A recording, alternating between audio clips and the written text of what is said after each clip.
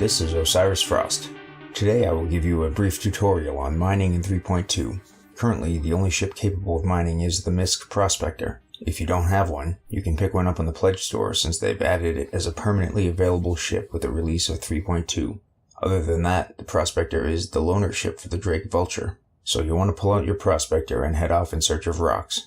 In 3.2, you can only mine on the surface of moons, and not asteroids. This will eventually change. As you approach the surface of your chosen moon, press your Tab key to switch to scanning mode. This will allow you to press and hold your left mouse button to perform a sensor sweep of your vicinity. Mineable rocks will appear as blue features in your UI, but be careful of your surroundings as scanning makes you pop up on other people's radar.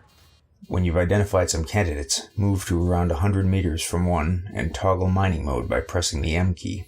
In this mode, you will learn things about the contents of mineable rocks when you hover your reticle over them, and with experience you may choose to pass on certain minerals, but for the purposes of this tutorial, any old rock will do. Now that we've picked out our rock, the goal here is to maximize the fracturing sensor bar before maxing out the overheating bar.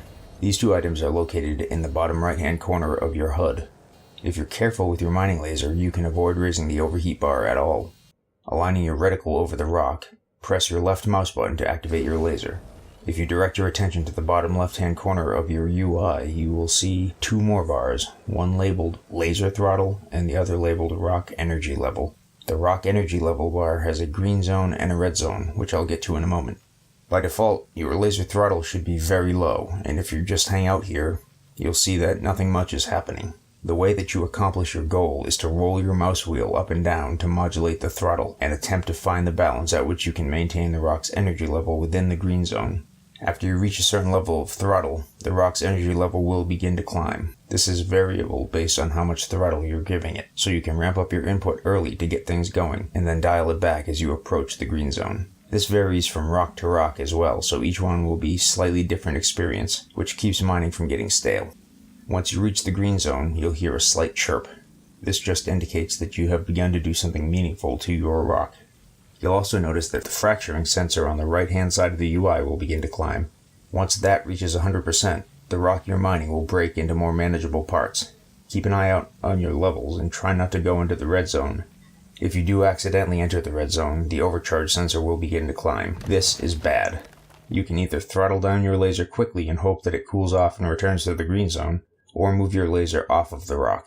If you really let things get out of hand, you'll want to move your ship away before you explode the rock, or you'll suffer damage to your ship. Assuming that you've followed these steps and successfully fractured your rock, you can move your reticle over the broken pieces. If they are highlighted in orange, repeat the process you just performed to break them down even more. Be aware that the dynamic between laser throttle and rock energy will likely be different than it was the first time. If your rock chunk is highlighted in purple though, you're in luck. This one is ready to harvest. Press the right mouse button to activate extraction mode, then left-click on your purple chunk to begin collecting ore. You'll see your cargo hold bar fill up as you do this, and once you've reached 100% cargo, or if you just don't feel like mining anymore, you can call it quits and head back to an outpost or Port Olisar to sell your bounty. In the future, the saddlebags on the side of the Prospector will be detachable, and you can work with a buddy to offload your full bags for some empty ones so you can spend more time in the field. But for now, once you hit 100%, you need to head back and sell. So we're back at Olisar, and we're looking for this screen right over here.